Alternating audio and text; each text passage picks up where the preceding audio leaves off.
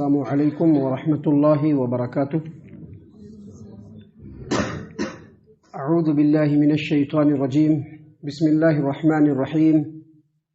قال فرعون آمنتم به قبل ان آذن لكم ان هذا لمکر مکرتموه في المدینة لتخرجوا منها اهلها فسوف تعلمون لو قطعن أيديكم وأرجلكم من خلاف ثم لأصلبنكم أجمعين قالوا إنا إلى ربنا منقلبون وما تنقم منا إلا أن آمنا بآيات ربنا لما جاءتنا ربنا أفرغ علينا صبرا وتوفنا مسلمين۔ محترم سامعین کرام، سورۃ الاعراف سورہ نمبر 7 اور اسی صورت سے ابھی آپ کے سامنے آیت نمبر 123، 124، 125، 126 یہ چند آیات آپ کے سامنے تلاوت کی گئی۔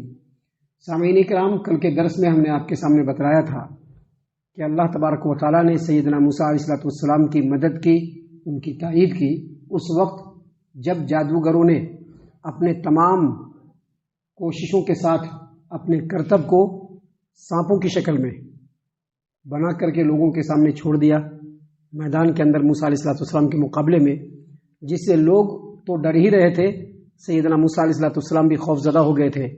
تو اللہ تبارک و تعالیٰ نے ان کی تائید کرتے ہوئے، وہ سچے رسول ہیں، لوگوں کے سامنے اس بات کو واضح کرنے کے لیے کہا کہ موسیٰ تم ڈرو مت، تمہارے ہاتھ میں جو عصا ہے اس کو تم ڈال دو۔ جب موسیٰ علیہ السلام نے عصا کو ڈالا، لکڑی کو ڈالا، تو لکڑی بڑا اژدہا بن گیا اور جادوگروں کے بنائے ہوئے تمام سانپوں کو جو رسیوں اور لاٹھیوں سے اس نے بنایا تھا، اس عصا نے تمام کو نگل لیا اور آن کی آن میں پورا کا پورا میدان خالی ہو گیا۔ جادوگروں نے جب ان چیزوں کو دیکھا تو لوگوں نے سمجھ لیا کہ یہ جادو نہیں بلکہ جادو سے بڑھ کر کے بھی کوئی چیز ہے، اور جیسا کہ یہ آدمی دعویٰ کر رہا ہے کہ میں اللہ کا نبی ہوں اور اللہ تبارک و تعالیٰ کی طرف سے میں آیا ہوں، تو یقیناً یہ جو چیز ہے یہ جادو سے بھی بڑھ کر کے اللہ تبارک و تعالیٰ کا معجزہ ہے۔ یہ بات جادوگروں کو سمجھ میں آ گئی، اور جب سمجھ میں آئی تو کل ہم نے بتلایا تھا کہ تمام کے تمام جادوگر سجدے میں گر پڑے اور کہا کہ ہم رب العالمین پر ایمان لاتے ہیں جو موسیٰ اور ہارون کا رب ہے۔ ادھر فرعون تو اس چکر میں تھا کہ ہمارے یہ جو بڑے بڑے جادوگران ہیں، یہ بڑے بڑے جو جادوگر لوگ ہیں، یہ تو موسیٰ علیہ السلام کو دھول چٹا ہی دیں گے، لیکن دیکھا کہ پانسا بالکل الٹا پڑ گیا۔ جب پانسا الٹا پڑا تو بات بھی الٹی نکلنے لگی۔ اس نے فوراً کہا قال فرعون، اللہ نے فرمایا کہ فرعون نے کہا، کیا کہا فرعون نے؟ جادوگروں کو مخاطب کر کے، آمنتم بہ قبل ان آذن لکم، میں نے ابھی کچھ کہا ہی نہیں اور تم ایمان بھی لے آئے موسیٰ پر؟ میں نے ابھی اجازت نہیں دیا تم موسیٰ پر ایمان بھی لے آئے؟ یعنی اس کے کہنے کا مطلب یہ کہ تم ایمان کیوں لائے؟ تم کو تو اس لیے نہیں بھیجا گیا تھا کہ موسیٰ کے ساتھ تم جو ہے اس پر ایمان لا کر کے اس کو اور زیادہ آگے بڑھا دو۔ ہم تو اس لیے لائے تھے کہ تم کو موسیٰ کو ہرانا ہے، لیکن تم ہمارے کہے بغیر موسیٰ پر ایمان بھی لے آئے۔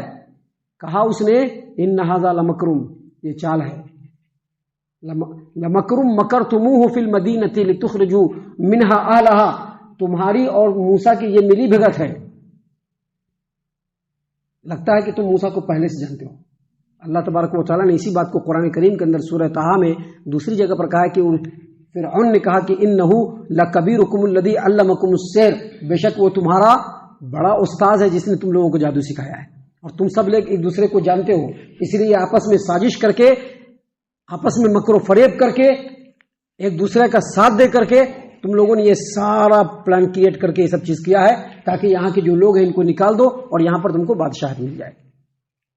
محترم سامعین کرام، اس نے مزید کہا فسوف تعلمون، تم لوگوں نے جو یہ کام کی ہے، جو یہ حرکت کیا ہے، ان قریب اس کا انجام تم تمام لوگوں کو معلوم ہو جائے گا کہ اس کا کیا انجام ہوگا۔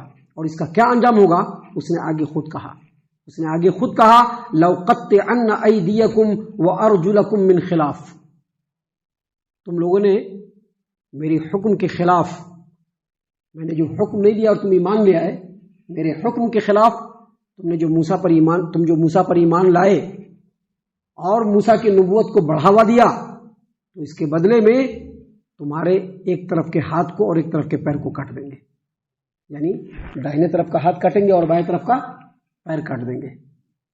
اور ثم لأصلبنکم اجمعین، اور تم تمام کے تمام کو سولی پر چڑھائیں گے.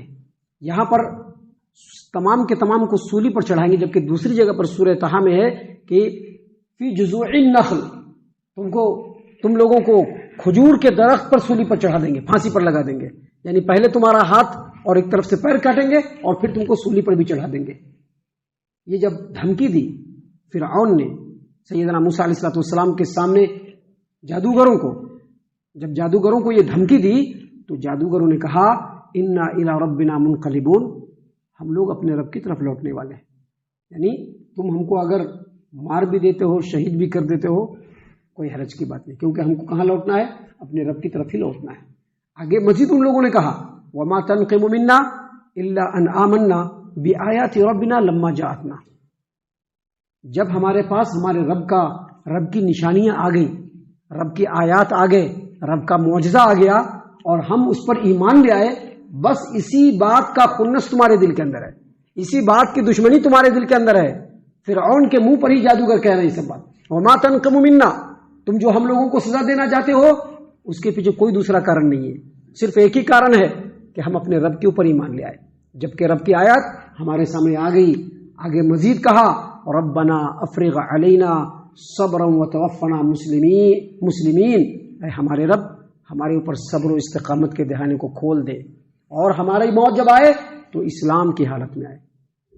سامعین کرام، آپ دیکھ رہے ہیں کس انداز میں اللہ تبارک و تعالیٰ نے اس واقعے کو بیان فرمایا ہے.